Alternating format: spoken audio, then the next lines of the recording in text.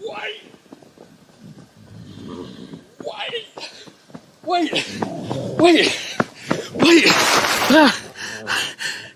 It's Sunday Night Live.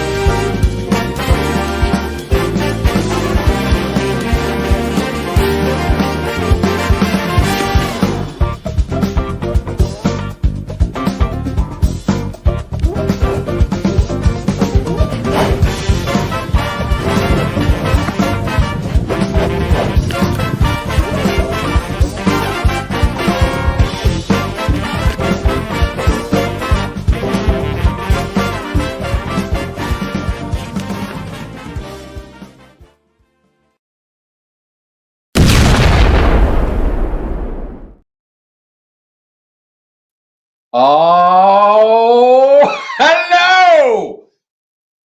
Here we are. It's live. How you doing, guys? Hello, everybody. How you all doing? Let's have a little look. See, right. Okay, hold on. What's this? Hello from Oregon, USA, the Pacific Coast. Julian, Rachel, Megan, plus all here. I would like to apologise for my postings from last week. I was suffering from lack of sleep. Oh no, that's terrible. Right, let's go up to the top. Who was number one? Jan. Jan was number one. Okay. Hi, Jan. Early bird gets the worm. I've heard that of you, Jan. Right. Esther, hiya. Hi. Hello. Sorry, just before we came on, Julian was like, I need some snacks. So that's why you weren't here. That's why I wasn't here. Hey, everyone. Hi, Intrepid Fraidy Cat. Hi, Myra. Hi, Annie. Evelyn. Hi, Evelyn. It's Janet. Hello from Maidstone, Kent. Hi, Janet. Hi, Janet. Central European time. If so, does it start at 6:30 out? It starts now. It starts right now. I don't know what time it is. John T, thanks for your super chat. That's lovely. Thank you very much. That gets it. On YouTube, if you look for, so we write CET on the thumbnail, but when it's scheduled on YouTube, it will correct it to your local time. On not on the thumbnail, but on the YouTube. On the YouTube. On the YouTube. Okay. Description. Ah, okay. Nancy Eudakis, hello from Longmont, Colorado. Hey. Hi, Nancy. James Bonham, hi from Honolulu. I thought you were going to say James Bond there. Well, perhaps he is. Are you the next James Bond? That's the question. Hello again from South Wales. Hi, Doreen. Hi, Shalom from North Texas. Gail Gesinger. Denise. Okay, it's a bit easier. Hi from Kansas City. Hi, Honey Michelle. Intrepid Fraidy Cat. Gorgeous thumbnail. Yeah. Megan took that last week. She took it one morning or evening. I remember now. Evening, obviously, yeah, that night. So thank you, Megan, for that thumbnail. Hi from Australia. Hi, Tash. Hello, everyone from a damp Ashbourne. Oh, hi, Joe. Internationalist. Hi from Scotland. Hi, Scotland. Hello, everybody. Noetic Concordance. We must remember to smash the like button. Yes, please do remember to smash the like button, everybody. Okay, so let's move on. Netherlands with a big white donkey over here. Oh, hi, Alice, with your big white donkey. Alice, you need to start that comment. What comment? No. Okay. Oh, did I do it by accident? Sorry about that. Okay. Alice, what animal do you guys have? Well, thank you very much for that question. We've got horses, donkeys, goats, pigs, sheep, cats, dogs. Anything? Have I missed anything? That's it, I think. Yeah. That's it. Hi, Linda. Hi, hello, Sharon. Right, okay, let's have a look. I want to know how many takes that took for Julian to get the skid just right. Jan did it in one take wonder. He's a professional. Pro, aren't I? Pro. Let's have a look. Hi from freezing New York City. Hi, Barbara. Let's have a look. Actually, it looks like you've got some. Most of you have got pretty cold weather going on. Did it jump back up to the top? No. Okay. No, I just read one from before, and then I went to the Okay. top. It's confusing me. I'm always number one, never a number two. Jan, that's not what I've heard. Hi from Ireland. Hello, Sandy. Hi from, where are you from? Where's Me? it? No, not you. Where's Sandy from? I dropped. This is Oh, Zagreb, Croatia. Z. Oh, Am I saying that right? Zagreb, Croatia. Croatia's a lovely part of the world, I think, from what I've seen. I've never been. I'd like to go. Chelsea says, "Oh yeah, did you enjoy your time with Megan? Did you do a lot of fun things?" Yeah, I had a lovely time with Meg. Thank you for asking. We didn't do lots of fun things. Megan really helped me with lots of mucking out, and we went for a walk around the shops, and we went along and walked along a Christmas market. Had a look around there. Had a little walk around the town, the streets, and it was lovely because all the Christmas lights were on and everything. So, yeah, we did that. Went for a meal. Yeah, didn't really get up to much, but then weather was a little bit chilly, and obviously there's always work to do at the sanctuary, so it's very hard to get away. Also, I think Megan was, because it was her holiday essentially, like time off work. I think she was unwinding. quite happy just to sleep in a bit and just relax a bit. Yeah. Could you ever take in cows, or would that be a step too far? Well, we would like to, Linda. We did look at doing it a few years ago, but the licenses are quite complicated for cows. So yeah, I wouldn't say never for everything. Well, yeah, wouldn't say never, but it's just not right now. Basically, we're not equipped at the moment because you need to put in certain infrastructure to be able to get the licenses and things like that. It's very strict. Yeah, because it's food chain. The TB testing, you have to do that every year. So yeah, it's a bit more complicated. We were offered a calf a couple of years ago, but it's when I went to take the calf, I was like straight away, I was like, yeah, we'll take the calf.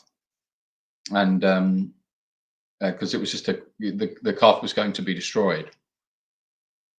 And so I said, yeah, I'll take the calf. And when I went there, he was like, well, I need to see all your licenses. I need to see this. I need to see that.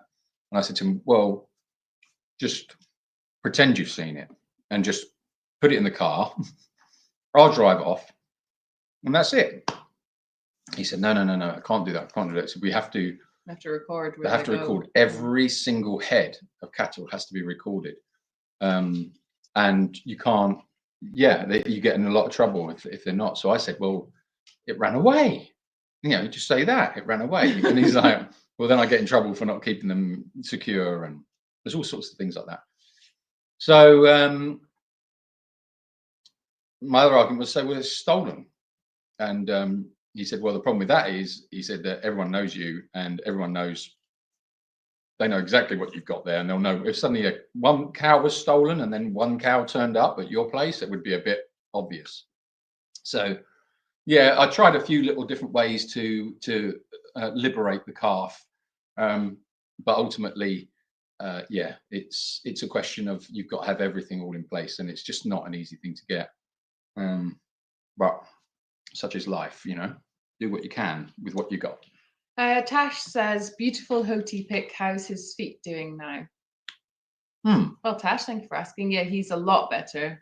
He's pretty much back to normal now. So we just have to stay vigilant with him. Just be careful with what he's eating and just making sure he's exercising plenty.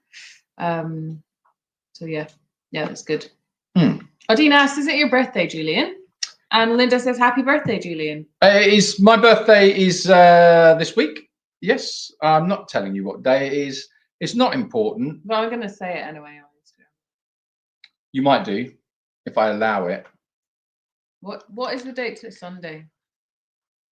Do you not find that as you get older, you just don't really, birthdays become a bit of a thing, don't they? They're like, geez, that one came around a bit quick. I mean, the last 5, I don't know about you guys, but the last 5 have come around so fast, and they seem to be speeding up. So yeah, I think there's a conspiracy there somewhere. I don't think it's right. I cannot be the age that I am. It's just impossible. It just doesn't make any sense whatsoever. But yeah, what do I know? Right. It's not his birthday yet. Not yet. Not yet. Odine asked, how is Zorro? Well, Odine, thank you for asking. He wasn't too good yesterday, to be honest. He's been pretty good. On Friday, he finished his 2 weeks of antibiotics. And then yesterday, he threw up a load of blood. And then he ate a little bit after that, and then he threw the food up. And then he was sick a little bit later on, and it wasn't as much blood as it was in the morning, but it was like tinged with blood. So he didn't eat yesterday. He didn't eat this morning, but he did eat lunchtime today. So yeah, I was obviously in touch with the vet yesterday. She thinks he's just got a lot of problems with his digestion and everything. I'm actually wondering if it's the steroids that have caused an issue. But anyway, he's on some stomach protector now, and we'll have him at the vet's this week for a checkup. But he ate lunch and he ate dinner, and he was kind of back to his usual self this evening because he just wants to eat a load. I think it's partly the steroids, which really makes him want to eat a lot. So yeah, he seemed back to normal tonight anyway, but we shall see. He has got a lot of problems, that cat. Yeah. But he looks a lot better anyway. Mm. Anything new with my boy Timo? I love him so much, says Susie. What's Timo been up to this week? Well, well, apart from, I mean, he rounds his job at the night at the evening feed now. He has a regular job, which is to round up Macario. You literally say to him, go and get Macario, and off he goes, off in his little trolley, and he hunts down Macario. And Macario doesn't really react to any of the other dogs, but he does to Timo. So right, last knockings of feed, you just get this chaos coming from the lower part of the sanctuary with Timo chasing Macario, and Macario just runs straight up to where he lives. And all we have to do is just wait, open the door, Macario runs in, close the door, and that's it. And that's Timo's job. So it's I think he likes that little job that he's got. We've been sorting out his area, actually his sleeping area. So we've got a little outside kitchen area where we prepare all the animal food, and it's all undercover, and that's where Timo's little bedroom is. So we've been making that a bit more comfortable for him, making it a bit bigger. So the Jane very kindly donated a new shed for us, which we built up yesterday. So we got that all built, and that meant that once the shed was built, we could transport all of the AMI pet food, all the dog food and cat food. We could put in that little shed and lock it all up, which has given Timo a lot more room as well. So that's been a really good thing. What else can I tell you about Timo? He's been having his baths or his little washes. He's just an absolute force of nature, that dog, isn't he? He's wild. Yeah, he was this evening. He loves the pig pellets, so I prepare them, and then they sit in the buckets in the feed shed until I'm ready to distribute them. Well, the feed shed door is falling apart slowly, and it's got a gap about this big at the bottom of it, which Timo can fit through. So when we're down there and the pellets are in the feed shed, we have to put a pallet in front of the door to stop him from getting in. So I was feeding the goats, and the pellets were still in the feed shed, and the door of the feed shed was open, but the pallet was in front of it. Timo managed to get behind the pallet and was trying to get into the feed shed, and one of his wheels was stuck on the pallet, so he couldn't get in, but he was just like going for it, and he was like pulling himself out of his wheelchair. So I'm trying to like drag him back, and he's just like holding on with all of his strength. Like he's just got so much determination, especially when it comes to food. So that's a fun little evening game that we play. With Timo, there's just never a dull moment. It's just wherever he is, Chaos. It's chaos. Yeah, he's absolute chaos. In fact, I was thinking about this. A lot of our animals are pretty chaotic, really. The donkeys are chaotic. Some of the horses are pretty chaotic. Timo's chaotic. I wonder what it is. Why do they bring so much energy? Is it just because they feel comfortable? I think the dogs make things chaotic. Timo, probably. Yeah. We blame Timo. Yeah, we blame Timo, yeah. Jane says birthdays are an excuse to overuse the bottle opener. Yeah, but I don't drink, so... Chocolate opener. Okay, yeah. Sharon says men get better with age, though. Preach on. You're absolutely right. I can't argue with that. That's words of wisdom right there.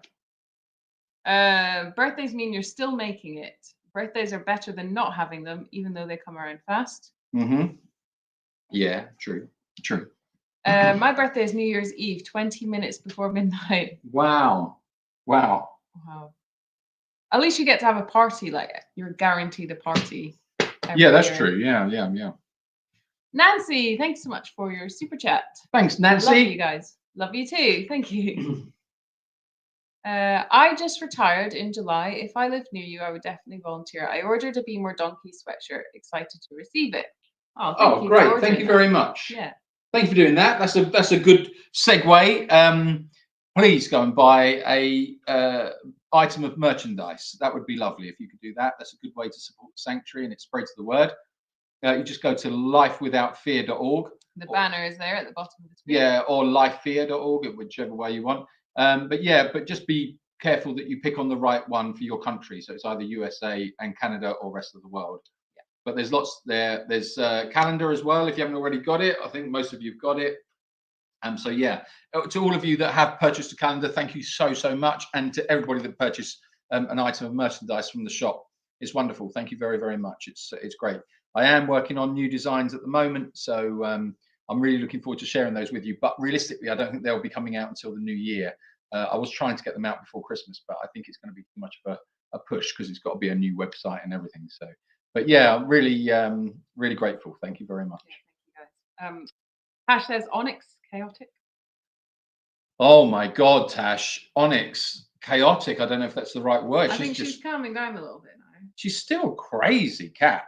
Was she biting you today? Yeah. Oh, okay. Yeah.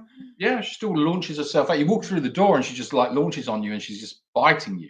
I mean, it's lovely. It doesn't hurt, but Nancy says they're all crazy because they're free. And Jan says, given that most of the animals' histories, though chaos is not surprising, they must have a lot of mixed emotions ingrained. Yeah. I think that with security, with what's the word? Routine, because we're we're incredibly routined here, and I think that really helps with animals, and I think they know what's what, and I know, and it must give them a sense of security. I think. I mean, today I looked down at the horse field, and I think nearly all of them were laying flat out. And you just don't get that. You know, a horse has to feel really secure to do that. And for them to see them all laying down, it's a real massive it's a good sign. You know, it makes you, it's sort of like it's a good signal to get. And so they're pretty comfortable. But yeah, the worst one at the moment is Woody. Woody is just destroying the fence at any moment and at any point. So I just have this continual battle with Woody. So I fix the fence, he breaks it. So I fix it and make it so he can't break it. He then comes up about 10 feet and breaks it there. So I fix the fence, repair it and make it so he can't break it. 10 feet up, he breaks out there.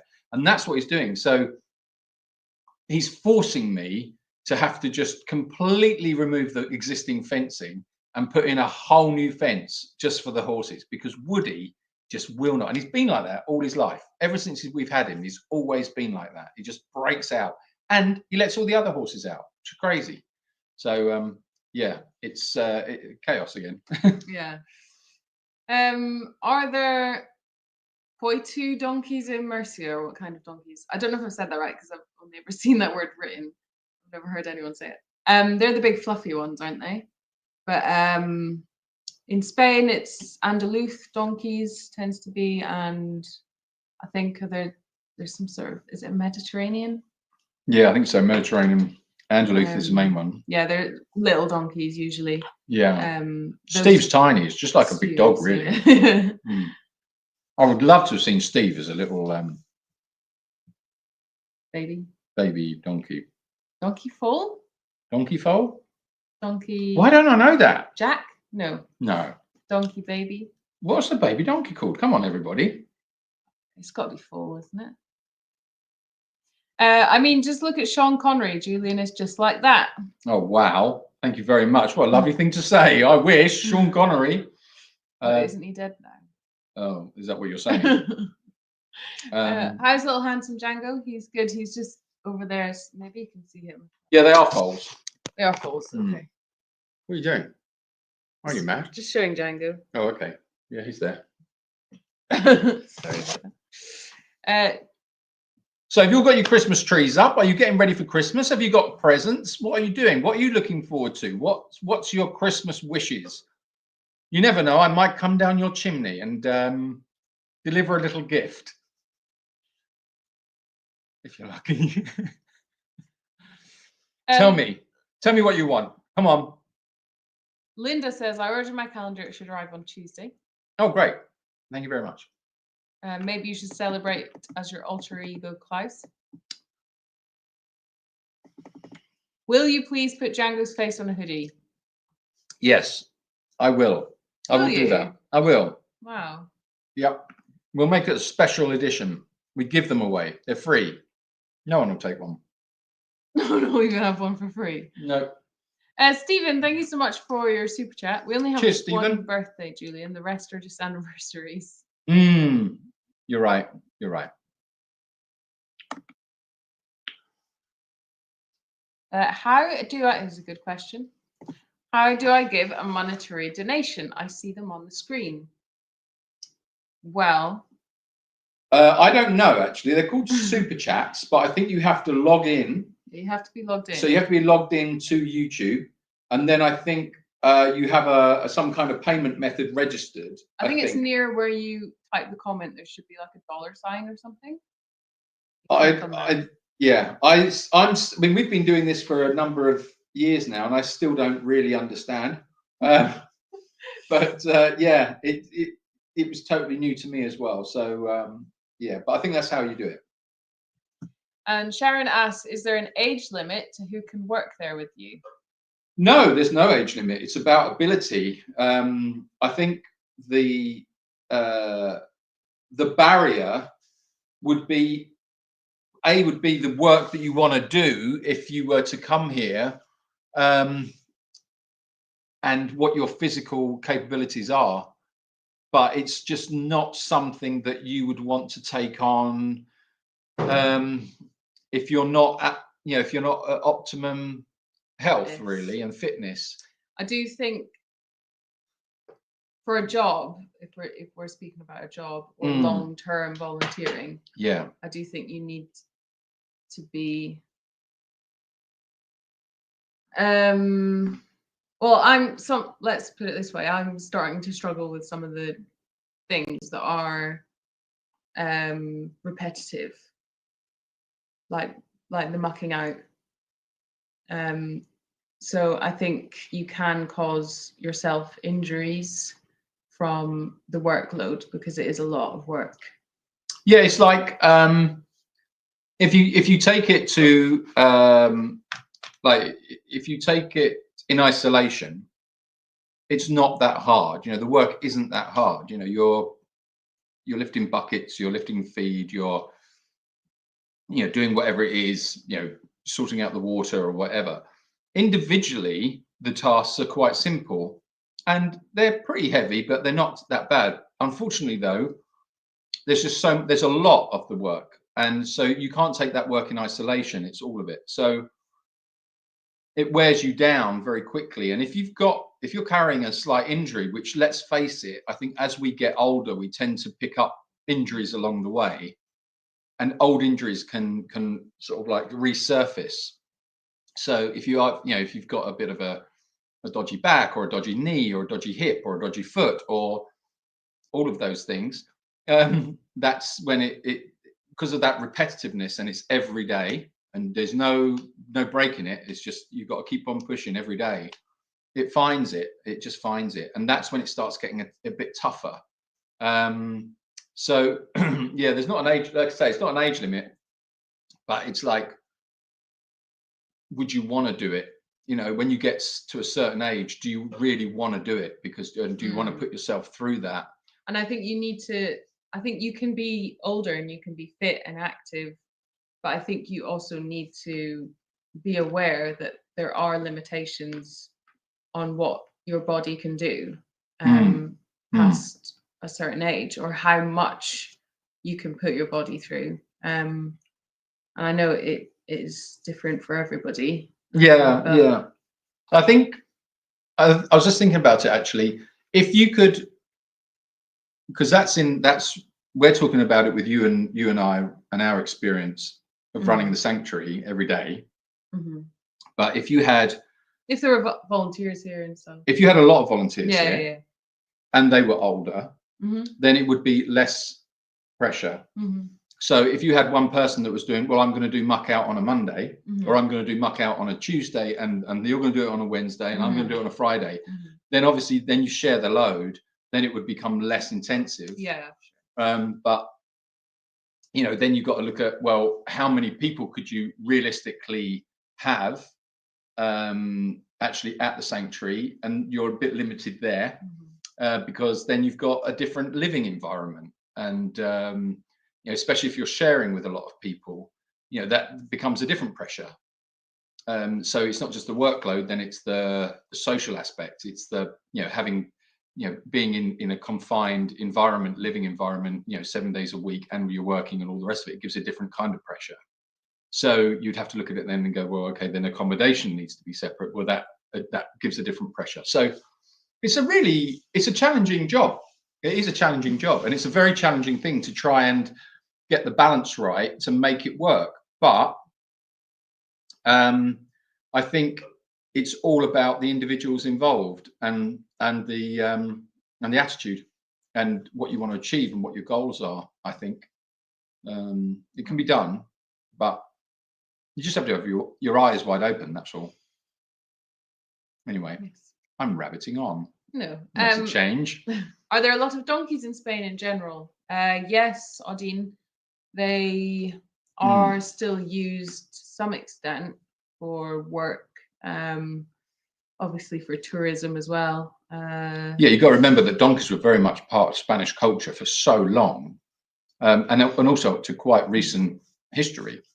Yeah, there's got to be people that can't afford a car that still have a donkey for transport. Well, a friend of mine, he's in his 70s, and he has told me how he remembers driving down through Spain in the late 60s, I think it was. And he said they were still on, there's still donkeys and carts everywhere when he came down, and that was in the late 60s. So it's not that long ago. And there's still very much. And also, when you look at, especially rurally, when you look at a lot of the houses, they're still structured to have livestock living underneath the house. This was one. This house has an underneath, which was originally for livestock, and there's still rings in the wall where they used to tie the animals up and things like that. So it's just part of the culture, I suppose. So the donkeys are very much part of that. Chelsea says, I think you've got it over Sean Connery myself. Oh, thank you very much, Chelsea. Yes, I agree. Yes, Miss Moneypenny. That's my wonderful Sean Connery impersonation. Intrepid Fraidy Cat says, I think a plushie of Django would be a great fundraiser. Hint, hint, hint. Okay, plushie of Django. Is that like a cushion? No, a soft toy. Oh, a soft toy. I did look at those. I had a company reach out to us and say, "Oh, we wanted to produce soft toys of your animals," and I was like, "Okay, yeah, talk to me about it. What you want to do?" But it's so exploitative. I think they rely on the fact that you're excited to have soft toys made and be able to offer it.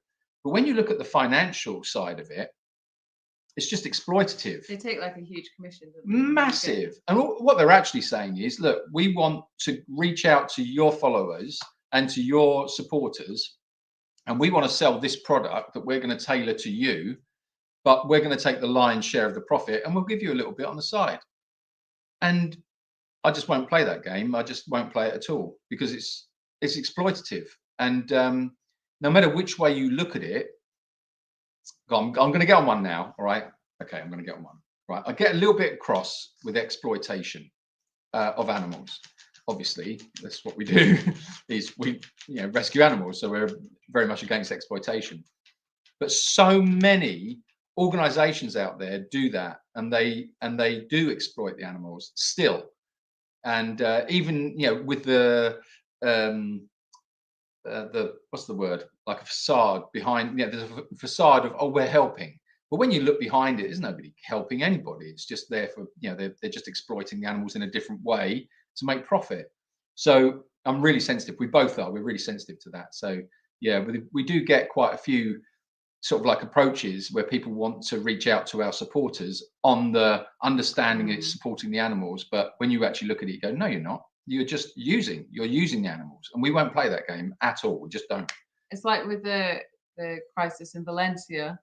Oh man! Like loads of businesses were jumping on that and saying like, "Oh, if you buy this, then 10% goes to help the people in Valencia," using it as a way to catapult sales, which is yeah, it's exploitative again. Yeah.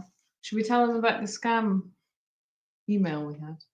Oh, what about the podcast? Yeah. Well, we had an invitation last week for a podcast. So we really like the work you're doing. We've been following you, looking at your videos. We would like to invite you onto a podcast. So I won't say the name of the podcast because I don't want to throw any shade. So we said, well, okay, yeah, sounds good. We researched them because we hadn't heard of them. Yeah, so it was a real podcast. Got very, very good following. So it was a big podcast and established for many years. We thought, okay, yeah, this could be very good actually, and what we're going to talk about reaches a new audience. And so they said, oh, and we're going to give you some money to apply, which we would like to give as good faith to the sanctuary. So it's a no-brainer. You sort of think, well, okay, well, that's wonderful. Thank you very much. Then I got another email a little bit later saying, we're going to do it live on Facebook. So, which for a start was a little bit of a red flag because it was like, okay, well, there are other podcasts on Facebook. It was like, okay, fine, yeah, go on, yeah, okay. And then they said, and we're actually going, they might even be watching now because it was so targeted. And if you are watching, do one. Go and get a life. Do something else with your life rather than try and scam. Yeah, go and earn money like everybody else. Yeah. So then it's, we're going to have to do a bit of a Zoom test.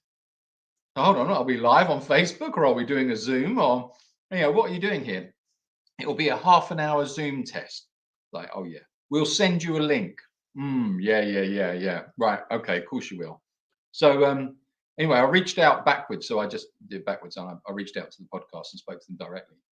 And they were like, no, it's not us. And it's nothing to do with us. And we've reported it and there's scammers out there. So be careful of that. If people invite you on to do Zoom calls or anything like that, make sure you really do know who you're getting involved with, because that Zoom link can be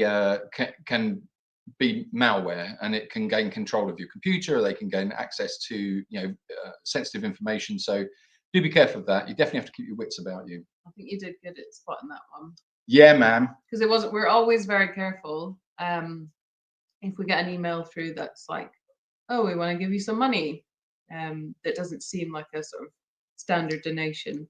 Mm. We're always like, we'll look at the email, obviously the email, how it's written and everything, but the email address. But this email address was, It was pretty legitimate. it looked legitimate because yeah, it was pretty good actually, and it was a very, very targeted attack.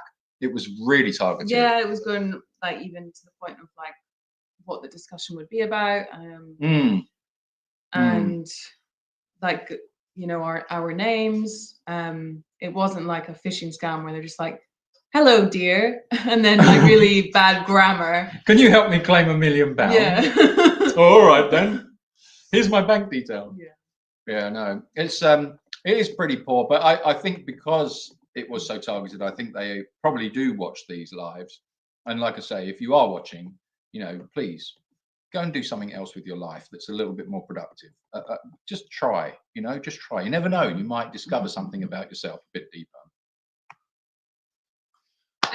Myra, happy birthday, Julian, whenever. Oh, thank you very much, Myra. Myra. Not for a while yet. How dare you? It's not my birthday. Stephanie says ordered food/medicine for the crew through AMI. Hopefully you will receive it. Through AMI?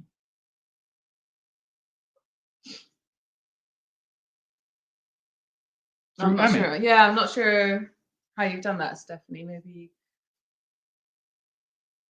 through AMI. I don't think we've got an option for that. Yeah. Let me know, Stephanie. Yeah, give us a message us. Yeah, personal messages on email or you know, direct message. I just would like to make sure that you haven't gone through something that's not right, because I don't think we have that option. Jane says, do you manage to get any British Xmas food? I've just got hold of 6 mince pies for €8. Oh, it's crazy, isn't it?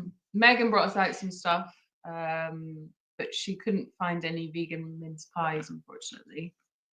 So it's hey, chocolate and Twiglets. We got Twiglets. We got Twiglets, but it's nearly Christmas. Yeah, you excited? I'm excited. I think we have a lot of parcels that you guys have sent for the animals under the tree, so that's very exciting. We're going to open them on Christmas Day. Do you know what's? I'll tell you what's really good. I'll tell you why Sorry, I'm trying not to block your light. It's going to look really shiny. So shiny. I don't know where you are. Yeah. So because we've been busy, we didn't get really Christmassy until a little bit later in the day. So we only put the tree up like 2 days ago, and actually put some Christmas decorations up. And of course, we've left it late enough that it actually is relevant, and it's almost Christmas. I'm excited. I feel like a little kid. Oh. Yeah, I'm actually excited about Christmas. I haven't been excited about Christmas for ages. I don't know why. I just am. Yes. Anyway, what we got here? Let's have a look. You have 10 years more at the most. Wow. At the most. Thanks, internationalists. I'm 64 and my core energy has fallen over the edge for the past few years. Yes, you need to make sure that you get down the gym. It's very important, especially when you get past 50, because you lose muscle mass. Yeah, quite quickly. Yeah. It does drop off really quick, doesn't it? Isn't like the number one, I don't know if it's the number one, but it's like a high cause of death. It's like falls in old people. Balance. Yeah. Balance is really important. Yeah, you mustn't lose sense of balance. You've got to do balance training all the time. Yeah, because falls is the thing. When you start falling, you really do have troubles. Yeah, good point. Anyway. Any news on your permanent manager post? No, not yet, Jam. Are you still offering a vacation with you? No work. Won't let me go back up for some reason. Why don't you do that? Yeah. Are you still offering a vacation with you? No work. Aldin, yeah, we can. We do that. So if you come and do volunteering, you do a volunteering holiday. We renamed it as a sanctuary experience holiday. and then it's up to you if you want to get involved or not. And that's purely there because we didn't want to exclude people that wanted to come out and have a holiday and experience the place, but didn't necessarily want to do the work. So yeah, if you come along for the week, you can sit by the pool all day, you can drink whatever you want to drink, although we're a bit steady with that, we don't want drunks by the pool. But yeah, you can so Jane, yeah, so yeah, you can come along and just relax and just enjoy. And then if you just want to come round, you want to spend some time with the animals, you want to talk to them and stroke them and have a chat with Steve and Ronnie and all the rest of it, you can do all that, and there's no pressure at all to do any work. You don't have to pick up a shovel or a rake or anything. You can just enjoy the space. But there are as well, if you do want to be involved, but you're limited because of like physical ability. Yeah, we can tailor it to you. Yeah, you can like do some light chores. Maybe you want to walk a dog, but even that, you know, some of the dogs you don't want to walk. No, or you can just come on the walk and not actually walk a dog. Groom the donkeys. Just belly rubs with the pigs. Yeah. Sheep. Yeah. Yeah, there's all sorts of things you can do. So yeah, if you want to come out and just enjoy the environment for a while, you can do that. Have a look on the website. It's all on there. Book up. Hurry up. Space is going fast. They are actually. They're going very fast. Yeah. Thank you very much for your super chat. Thank you. Vapany. Vapenny. Penny. Thank you. Vapenny one. International says a baby donkey is not a foal, it's a burrito. Yes. A baby burrito. A burrito. Jan says, thank you, Julian, for saying the 60s wasn't that long ago. Well, it wasn't, was it? Chelsea asked, do you get volunteers that mostly have the right attitudes and are easy to have around, or do you find there are a lot of issues with them? Oh, Good Chelsea, question. that's a good question. That's a juicy one. Oh, wow. We've had a lot of very wonderful volunteers over the years. We do have. Let me just hold on. Right, there's two camps. All right, there's long-term volunteers and then there's short-term volunteers. If we're talking about the short-term volunteers, that's people that have paid good money to come here and support the sanctuary. There's been challenging volunteers for sure, but on the whole, and I would say all of it, I'm very, very grateful for everybody that's come along and supported the sanctuary in that way. It's been tremendous, absolutely fantastic, and it's been a very, very good experience. Even people that you wouldn't necessarily get along with ordinarily in everyday life, but there's something about when you have shared passion and you have a shared interest, and people have shown their support by coming here on holiday. I've got nothing but praise and appreciation for those people. Where we've had issues is when I've dropped my shoe.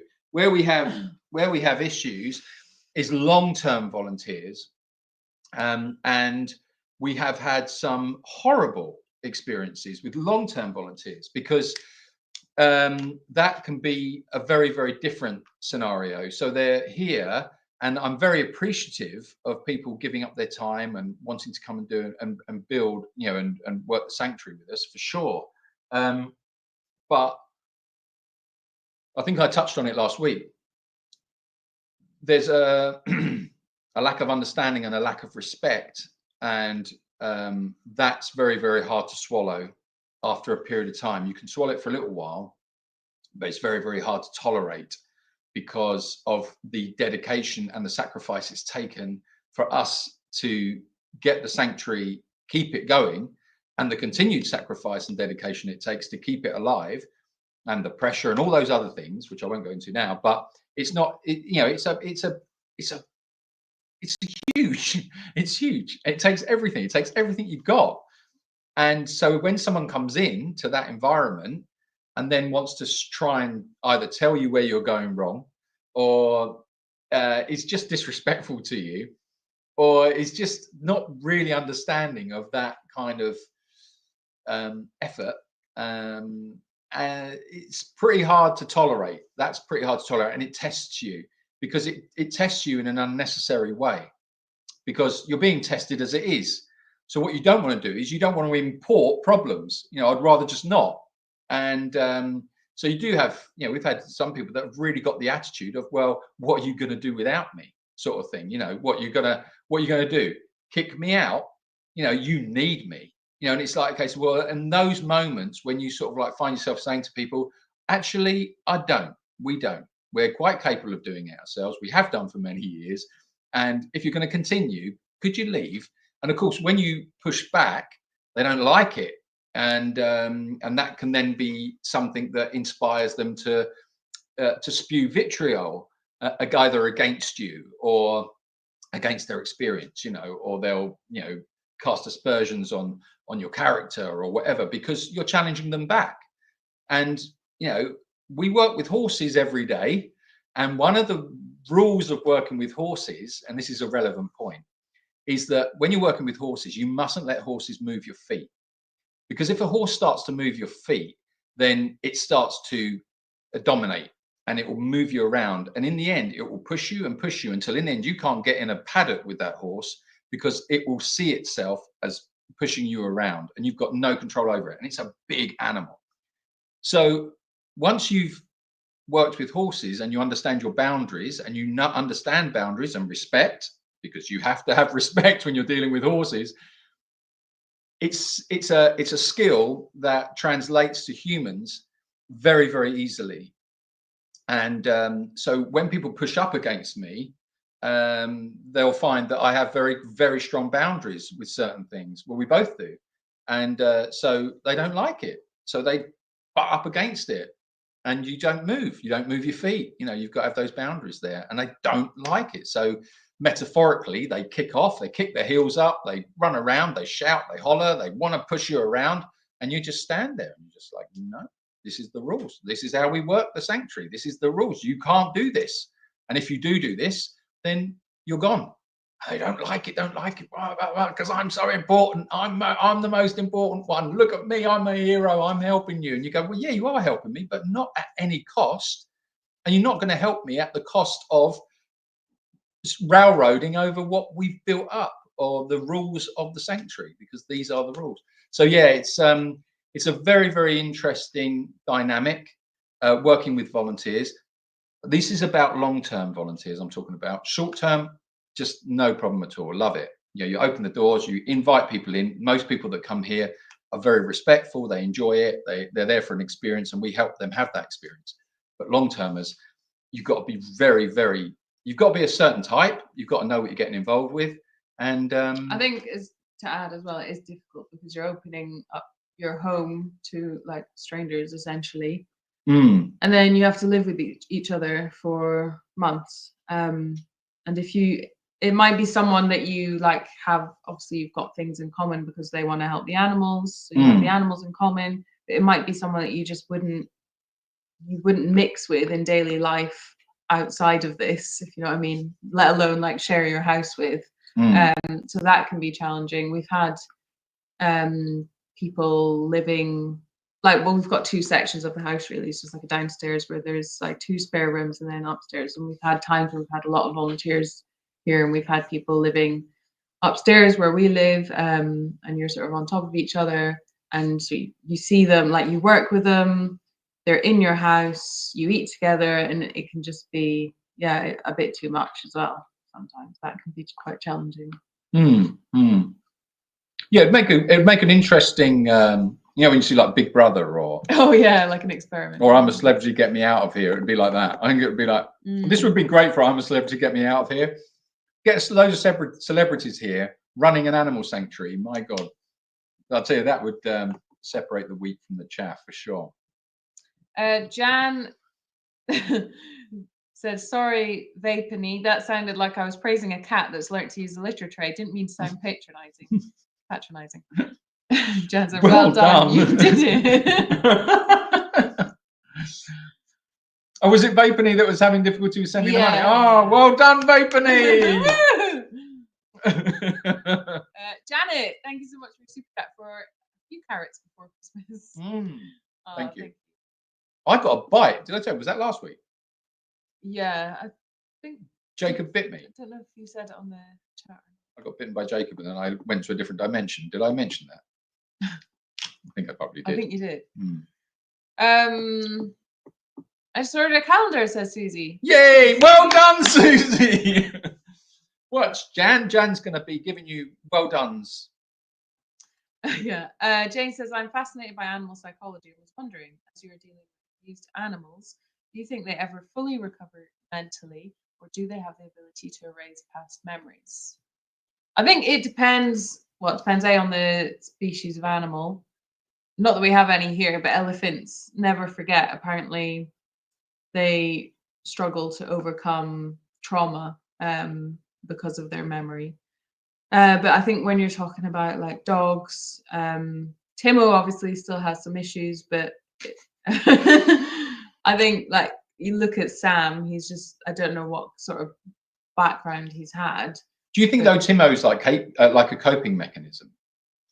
So if the dog has been abused, which Timo was very nastily abused, and God, give me 5 minutes with that woman. If he has had to cope, hasn't he? Mm-hmm. He's had to learn to cope. Like he now acknowledges or threats. He perceives threats. He's got an acute threat perception. Anything that could even slightly be a threat to him, he's going to defend against. He's also got his survival coping mechanism where he's got to find food. And so he's incredibly food orientated. He'll find and eat anything, bandages included, people, humans, anything, cat litter, stones, rocks, anything. But so is that psychological? That's like a coping mechanism. I've learned that once he's had to go that deep, which tells you a lot about the animal and about Timo's character. He's had to dig really deep, hasn't he? It didn't break him. I mean, literally broke his back, but it still didn't break him.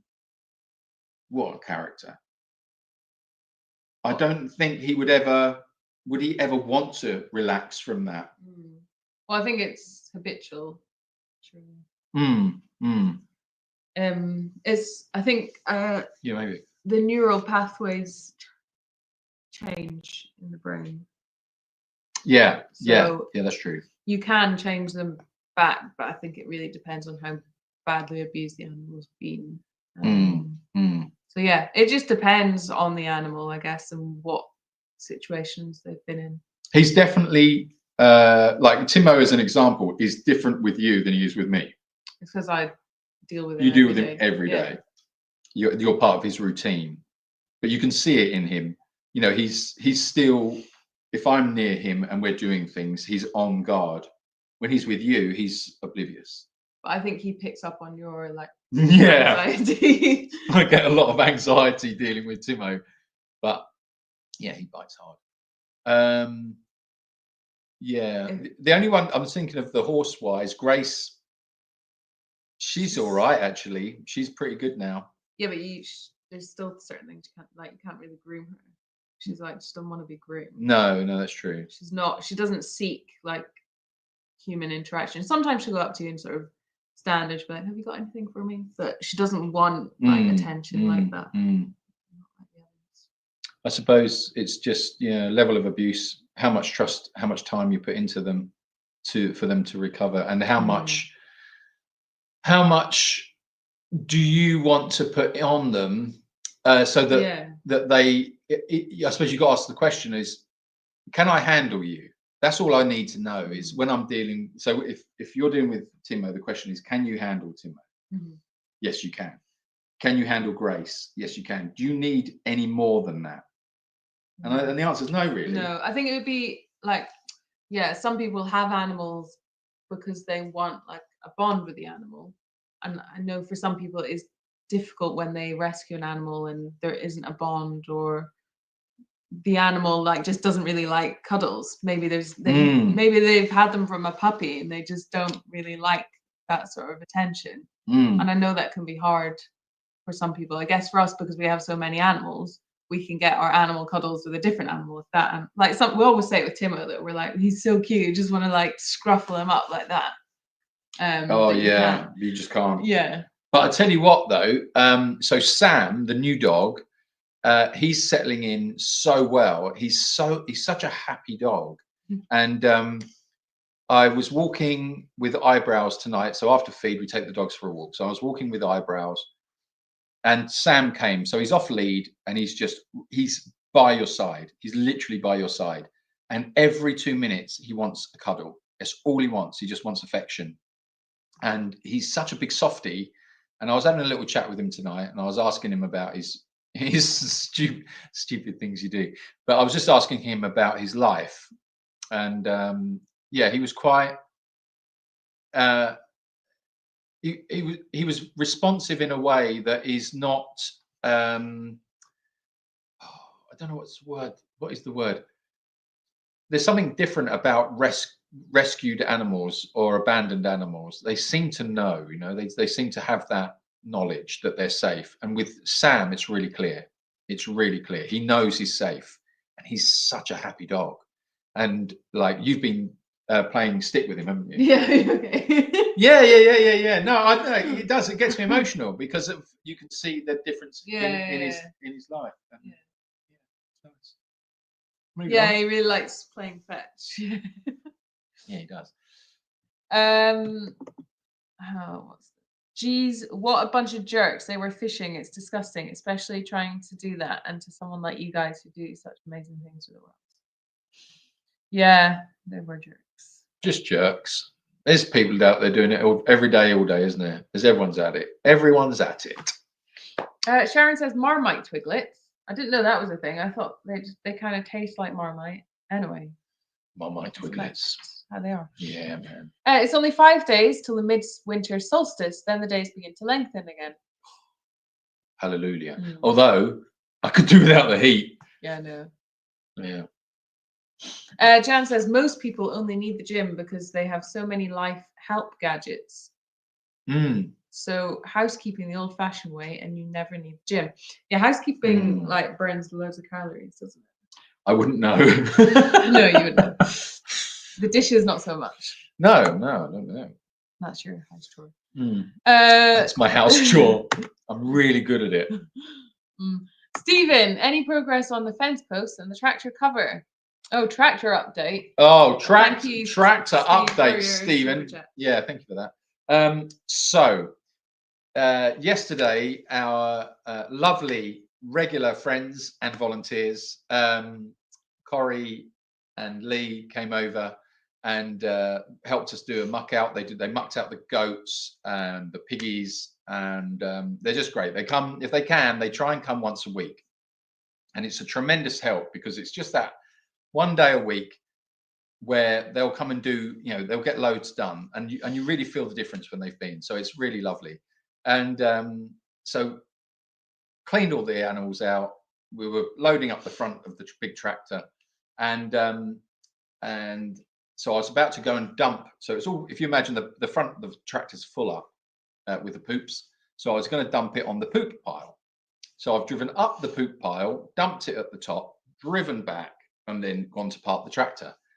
As I'm driving along, I was checking behind me just to see everything was all right. You've got to keep your eyes out when you're driving that thing. And there's just oil everywhere. And it's just literally spraying everywhere. So parked the tractor up, turned it off, and had a look. And I managed to rupture, or what I thought was one of the hydraulic lines. There's a hydraulic line at the bottom of the tractor. It's a crazy place to put it. But anyway, there's a hydraulic line there. And it was just spewing hydraulic fluid everywhere. And I thought, oh no, now I've got a problem. Because we use the big tractor to load up the horse food. We use it a lot, actually. And it just was like, that's a big problem. Because the local mechanic, it means I've got to take it to, or get it picked up, taken to the mechanics, the tractor workshop. They're going to have it for another few days. That means I've got to try and get a workaround without the tractor for a few days or more, possibly. And plus the fact it's going to be thousands of pounds to repair it. So I was having a little bit of a sleepless night last night. Anyway, good news. Went down tonight, and I was feeling, we've been busy last night, we're busy today, and I thought, right, I'm feeling it now. So I went down with my spanners, got under the tractor, and managed to get it all repaired. So yeah, and it's all tickety-boo, absolutely perfect. I say, Julian, tractor mechanic, me, what were they thinking? Yeah, absolutely. So yeah, so that was good. So that was that. And I haven't done the cover because I just haven't had a minute. And I need to be in the right frame of mind. Do you get like that when you want to do something? You've got to be in the right frame of mind, haven't you? You've got to, and sometimes you think, I'm never going to be in the right frame of mind for this work. And then the day will happen. And when you're in the right frame of mind, you feel like you can get anything done, or you can get that thing done really quickly. That's what I'm waiting for. So I'm waiting for inspiration to strike. Annie says it's a bore having a birthday near Christmas. The Queen had the right idea to choose an official birthday later in the year. Talking of inspiration, I had a biology teacher. He had a big spear, and on the spear was written inspiration. And he used to, we'd be sitting down in the class, and if he caught you like staring into space or looking at something else other than the work you're supposed to be doing, he used to pick the spear up and aim it at you. This bloody great javelin spear. And he'd go, "Are you waiting for some inspiration to strike you, boy?" You go, "No, sir, not at all, sir. Hang on, sir." Your English teacher? No, it was biology. Oh, biology. Yeah. That's funny. How's Macario going? Does he interact now with the other donkeys? Yeah, he stays with Barry now during the night because Timo decided he's got a thing against white donkeys, basically. Where Barry used to be loose all the time, Timo decided he didn't like that idea and would start chasing him. So yeah, Barry goes away at night with Macario.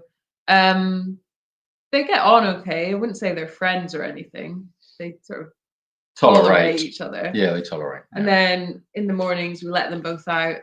Barry goes and hangs out with Steve and Dottie, and Macario just goes off and does his own thing. We were talking about him yesterday, weren't we? Yeah. He's just a little bit of a loner. Yeah, he is. Yeah. Yeah, he went down to the lemon groves yesterday. Down there all day, or just on his own, just nibbling away at lemon trees. He's just there, and then it comes at the evening. In the evening, you just go, "Macario, are you going to bed?" And he sort of like looks over and, "Oh, yeah, it's bedtime. Oh, okay then." And then of course, then Timo comes down and goes, "Come on, you must go to bed. Get in your bed now." And that's it. John P, thanks so much for your super chat. My favorite volunteer was the Forrest Gump guy who just kept running. That was Paul. What, Paul who got lost? Paul got lost. Yeah. It's brilliant. I was thinking of Paul today, actually. Yeah. I was as well. That's strange. Were you? Yeah. That's odd. Yeah. No, Paul's a good guy. Yeah, he's wonderful. I've never known anything like that. Just ran off. And then the neighbours having to ring you. "I've got one of your volunteers here. I've given him some water." It's so funny. Someone's like, "Giving him some water and a banana. I've checked his tags. Found your number." What is long-term volunteering? Is it at least 3 months? Yes, it is. It's at least 3 months. So yeah, ideally longer. The idea is that you find the right people that you can actually start to build a team with for the future, because now we have I'm going to show you what we have. Hold on. You got along just fine for the haters. You'll be fine without them. I can't imagine challenging those in charge. Like I know more than you. Not cool. Oh yeah, you would think that. I would be the same. I would be the same, but no. Do you have supporters in Spain? Thanks, Odine, for asking. Not really. No, we don't really push to a Spanish audience. Not at the moment, anyway. But that is potentially something we'll do soon. Let me show you this. Okay. This is, I don't know if you can see this, and I'm going to hold this bit a bit closer, right? So this is the ANCPA. You can look at the website. It's ancpa.es, and it's a commitment to animal welfare. The ANCPA is a pioneering association that seamlessly merges creativity and functionality to redefine effective steps in animal welfare. Email info@ANCPES. And this is the ANCPA, the Association National for the Care and Protection of Animals.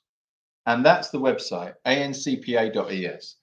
So there's a way on there that you can, actually, I don't know if you can join us on there. That is our new Spanish society. So it's separate from Jacob's Ridge. It's the ANCPA.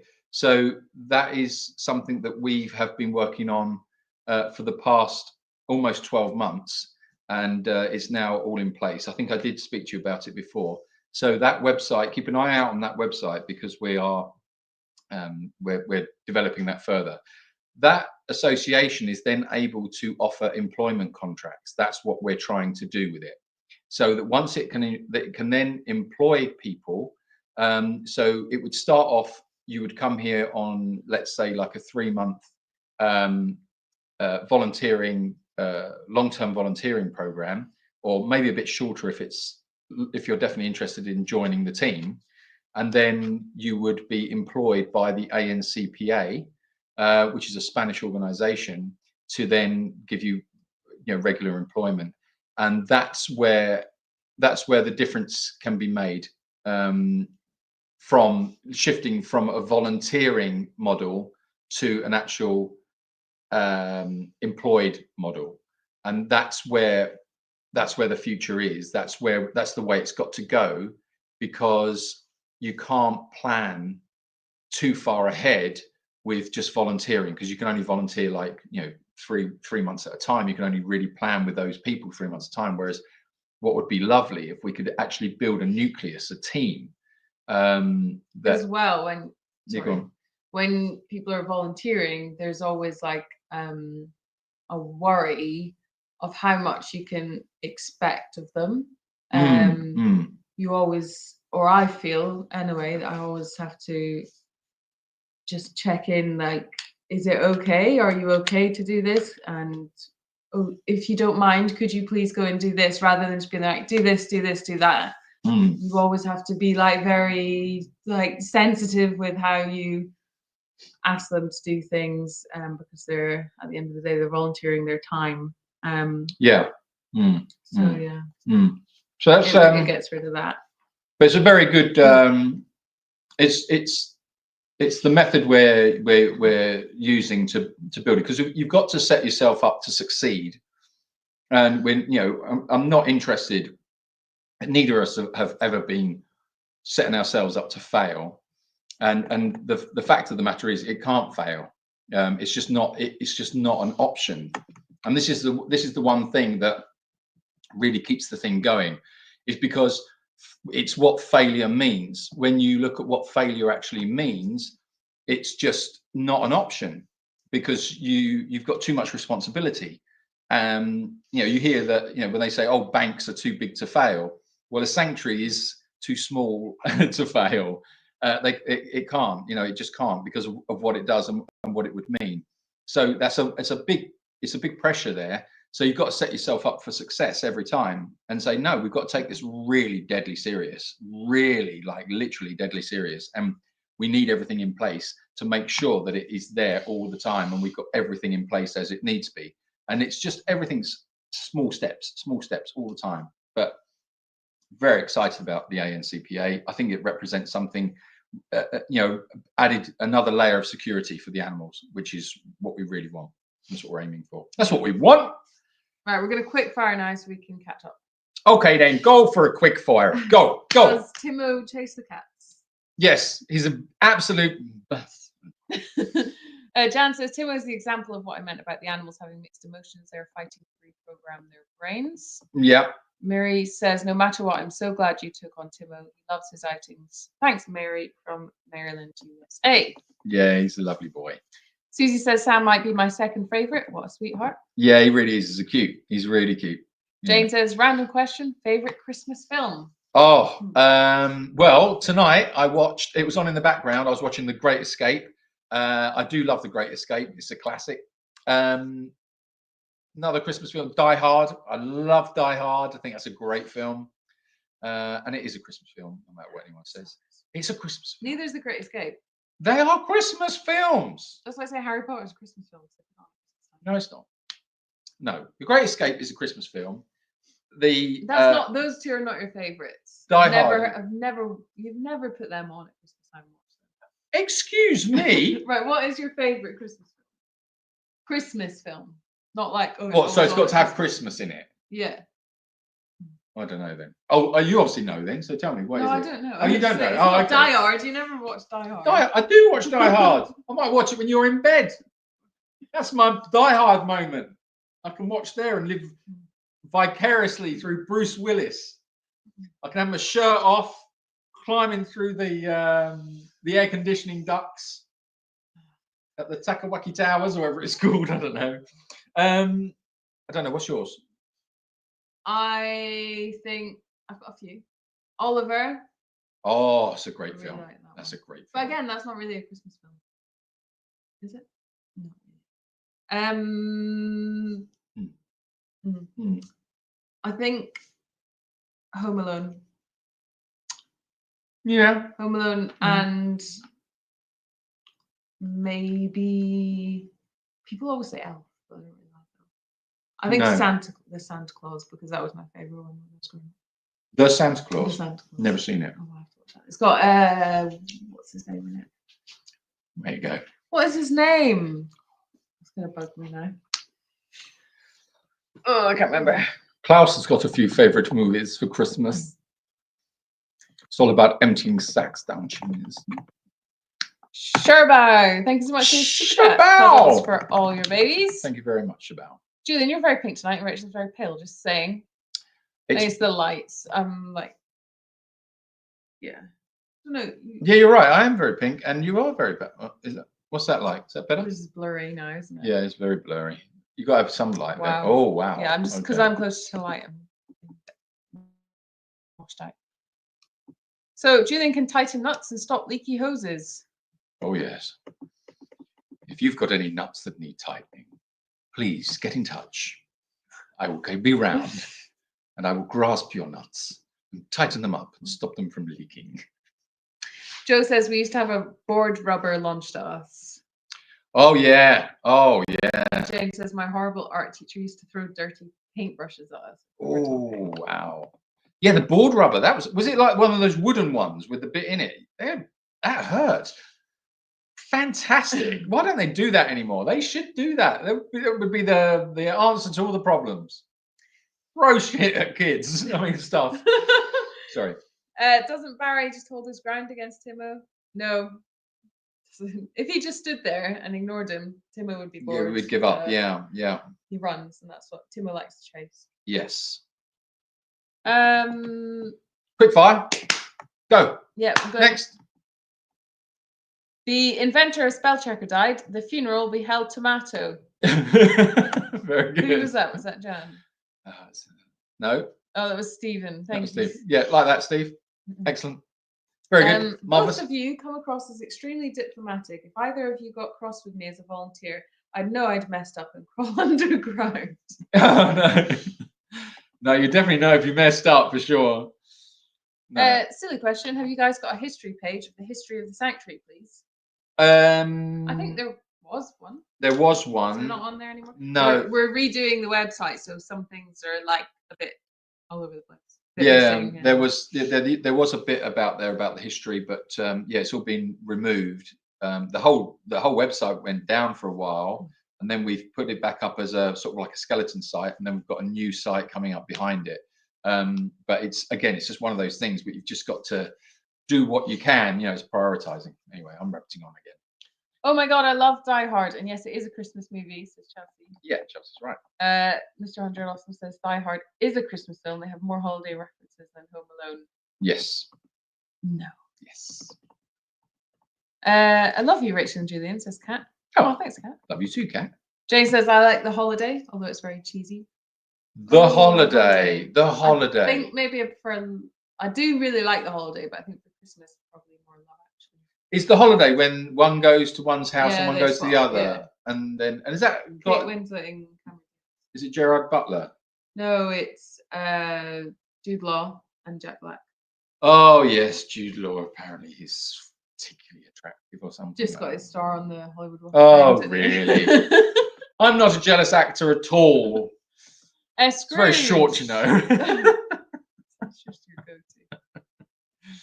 Yes, yes. No, if you like actors like that, I mean, they're fine, I suppose.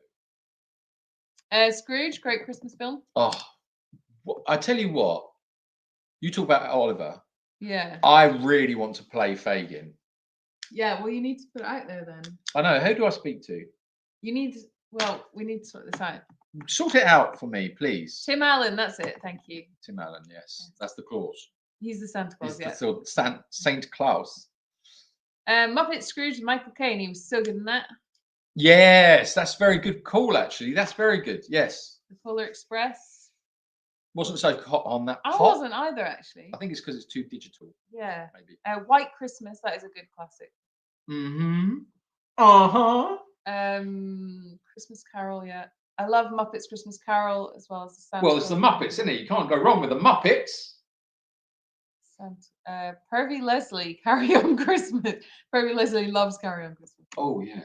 You would be a perfect Fagin, says Chelsea. Oh, Chelsea is so right. Let's get it out there. I want to play Fagin. I'd be a great Fagin. They would see a Fagin. You honestly. Yeah, it'd be brilliant. I'd love to play Fagin. Elf. I'm born to play Fagin. Did you like Elf? Not really. No. I do like Will Ferrell, but I have to be in the mood for I him. don't really like him. Well, that's nice. What's he ever done to you? I find him a bit annoying. A Boy Called Christmas. We watched that last year, didn't we? Or the year before? Whenever it came out. Can't remember it. What was it about? I don't know. Is this a pertinent conversation? Is it part of the Q&A of what was a boy about no, Christmas? But I think we're going to wrap it up now. Okay, let's wrap it up. Nice. I like that. Like a Christmas present. So are we going, when is Christmas Day? Christmas Day is Wednesday.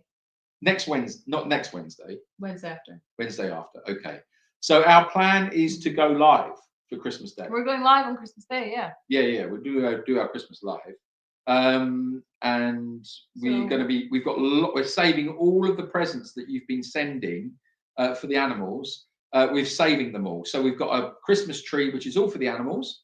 And there's lots and lots of little presents under there. So thank you very much. If you've sent from our wish list for the animals, we're saving it all up. Django's been sniffing them. Onyx has been quite open some of them. Yeah. So they've got a lovely Christmas ahead of them. And we're going to stock up with extra carrots and apples and things like that. And we'll do a Christmas Day morning feed. Do we know what time that's going to be live? I don't know yet, but we'll let you know closer. We'll schedule it soon. Yeah. You guys, it will be earlier than normal, but we'll try and work it out so that it's that you can still watch it from America and not be like 1 in the morning. Yeah. We'll see what we can do.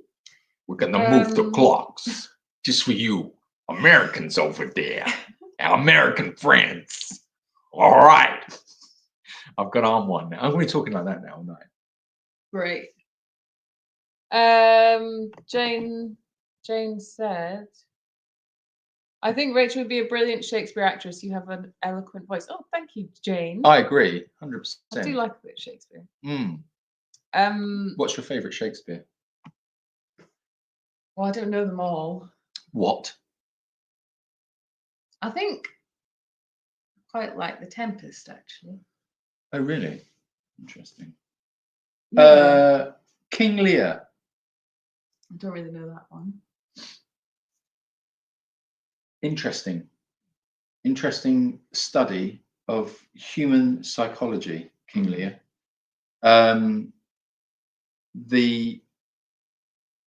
About status and about your perceived status and about having those around you giving you what you want to hear and it playing into your own perceived status.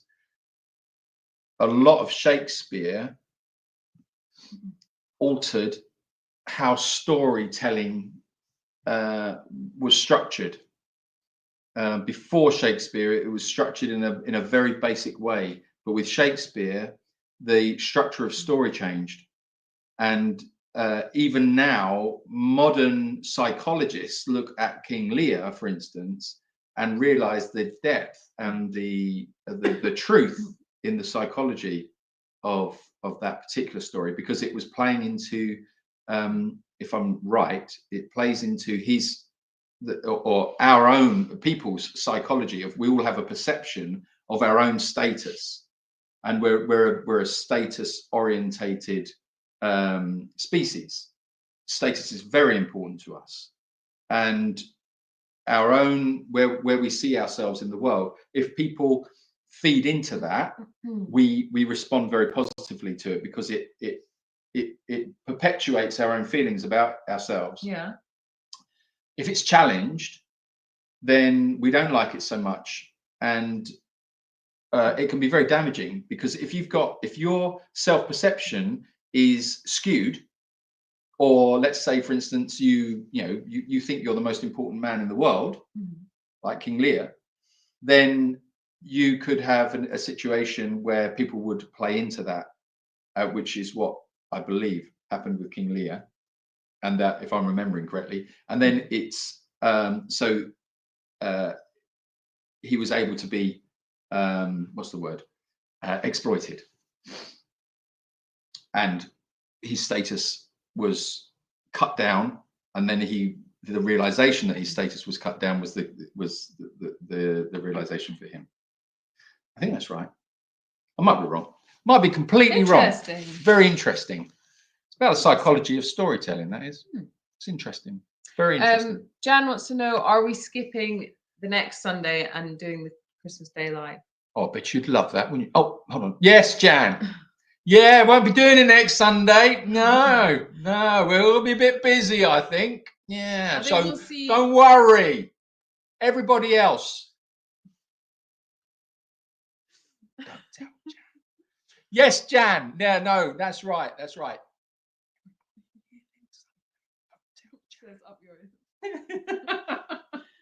I think we'll see how we feel and what's going on and how we're getting on with our Christmas shopping. Yes, that's a very good idea. This bit of string goes all the way through. Whoop, whoop, whoop. Oh, that come out. Myra, thank you so much for your super chat. I remember last year when you said hello to my Steve, he nearly fell off the sofa. Hello, Steve. Julian, have you ever done Shakespeare? No, I'm not clever enough for Shakespeare. I think you have to be particularly. Actually, it's not that I'm not clever enough. No, you just have to learn it and understand it if you read it. I would like to, but I don't think a situation would ever arise when I would have the time to prepare. Because to do Shakespeare, I'd want to do it. Yeah, but if someone's like, "I'm putting you in a Shakespeare play," then you're gonna have time to prepare. Yeah. But what I mean is, I would really like the thing that interests me with doing a Shakespeare play would be, one is to really learn the play and really understand it. But then I would need so much preparation, because then I would want to take that character and put my take on that character and that would really take some preparation, because to really do it justice and bring a character to life in a way that is unique to you, because I wouldn't want to just do a version that's been done a million times before, or copy someone else's version. I want to do my own version. That's why I know I've got a Fagin in me that I really want to show. But whether I'll ever get the opportunity to do that, I don't know. But I know I've got a Fagin. Do you know what it's like? And it's my Fagin. I know what it is. I know exactly what it is. And I would love that opportunity. But with a Shakespeare play, I don't know. I would really want to. I think as well, because the language is different. Yeah, that's what I mean. You would have to start thinking in that language. Yeah. To put your own character and your own thoughts into that language. But yeah, it would be wonderful. I love acting. I absolutely love it. Yeah. Anyway. I was going to say something. What were you going to say? Will you spit it out? I think I forgot. I haven't got all day. Big cheese. Right. Go on then. What else we got? Right, my little friends, my lovely people, my friends out there all over the world. Which famous dead person would you like to chat with? Elvis Presley. I think I'd be going, Is that a waste of a dead person? No, not at all. No, I mean if you've got an opportunity to talk to a dead person, I mean there are some pretty great, amazing dead people out there, and I choose. Did you say famous dead person? Yeah. I feel like perhaps Elvis Presley would be a waste, but then he could sing, and it would be wonderful to hear him sing. But then so many people have been dead. I think I'd want to talk to someone like really, really old. What, like Christopher Columbus? Oh, I was thinking like Egyptian. Oh, Egyptians. Yeah. Yeah. Like, did you build the pyramids? Like, come on, yeah. How did you do it? We know you didn't build them. Have you got a digger? Have you got a digger? Who built them? Have you got a tractor? Do you know how to fix the hydraulics on a tractor? Do you? Elvis is alive. He works at my local plumbers. Yeah, what is it? Wasn't it Bob Joyce? Isn't it there's He's a preacher, isn't he? Is the theory that Bob Joyce, the preacher, is Elvis Presley? Do we know that? Is Bob Joyce still alive? Should we Google that? Right. How are the live chat donations this week? Let's have a look. I need Harry though. Go ahead there if you'd like to. What was I looking at? Bob Joyce. Bob Joyce. I think he's still alive. Bob Joyce. I don't think it's. I don't know. Bob Joyce, is he alive? Bob Joyce, is he alive? Where is Pastor Bob Joyce? The official Facebook group.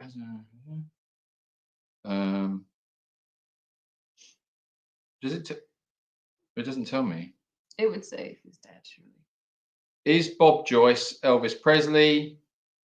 Debunked. Definitely not. He is not Elvis Presley. Sounds like him. And do we think Michael Jackson's still alive? I'd like to believe that it is, though. Wouldn't it be wonderful if Bob Joyce was Elvis Presley? Wouldn't that be wonderful? Yeah. I think that people just want to believe it. We should just start putting it out there. Actually, I've got something to tell you. You thought I was Julian, when really you're not old enough. Right, I need you to add up, please. Okay, go ahead. 20. 20. 5. 25. 20. Hold on, I got my glasses on wrong. What was the last one? You were at 25. Oh, okay. 45. 20. 65. 5.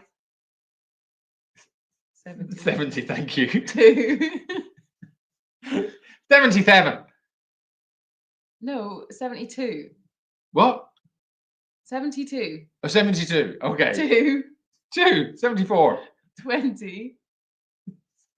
94. What? No, 94. What are you talking about? I don't know. My brain. 10. 104. 104. Okay. Thanks for coming, Harry. It was amazing. Okay. Is that where we are? 104. Yes. You're amazing. Thank you very much, everyone. Thank you very much, everybody. Yeah, so we will let you know about the Christmas Day Live. Yes. It will be a wondrous thing. We've got plans. All the characters will be there for Christmas. Harry McHayface, Bobby McSquirter, and Creepy Perv, Klaus, obviously, and because it's Santa Claus, and I think we might be there. I think we'll probably be there as well. Yeah. I was hoping that. Have you got an alter ego? Have you got some other characters? I don't think I do know. Don't you think you should have? No, I think there's enough going on here. There's enough going on here. Yeah. We've got enough going on here, thank you. I don't think we need anything else going on. Okay, guys. Santa Claus in red stockings, please. Yes, this will be happening, I think. Well, guys, thank you very, very much for joining us for the live again. It's always a pleasure. Lovely to see you all, to virtually see you all. And your support is very much appreciated. And we love it. Thank you. And so do the animals. So we will see you next Sunday, and peace out. I said peace out. Did you do a video? Because I thought you were working on I was one. working on one today. I was working on a video today, and I think I overthought it a bit much. I was looking for the right music. So you ran out of time. I found some beautiful pieces of music that I can use. So I've got that lined up, and then I started to get the visuals, and then it was time to feed. That's the annoying when problem. that happens. Yeah. But I am going to try and get that this week, because I've actually got some clear visuals in my mind that I want to do. It's difficult at the moment because the days are so short. There's not a lot of time in between, like the morning jobs and the evening jobs, the afternoon. I think jobs. the days are the same. I think it's still 24 hours. Daylight hours is what I mean. Okay. Let's go now. All right, let's go. Love you guys. Thank you very much. See you next week. Remember to buy a calendar. You should still get it in time for Christmas. You have some personalized donkey messages that you need to do. Yes, if any of you are waiting for personalized donkey messages, I will be getting those done this week. And if you would like to order a personalized donkey message for anybody in your family or friends or anything at all, then you can do that via our website, jacobsridge.com. You can go on there. You can organize and order a personalized donkey message where I will deliver a personal message to you or your friend or loved one with Steve or whoever, Ronnie. Actually, Macario's pretty good. Barry's pretty good. At the moment, Steve and Ronnie are they've got burnout. They're a bit diva-ish. But yeah, even if you can't think of what to say, or you don't know what the message is, but you want to send someone a message, you can just give me a little bit of a rundown of who they are or things that they like, or just little things, and we'll just we'll roll with it and see what comes up. But it might be rude, it might be funny. Yeah, see what happens. So if you've got any messages, let me know. Fire it across on the website, and it's another way to sponsor the donkey for a year, which is a nice gift for Christmas. Well, perfect gift for Christmas, if you ask me. Okay, guys. Thanks, everyone. We're going to play the outro now. Play the outro. Bye. See you later. Bye-bye.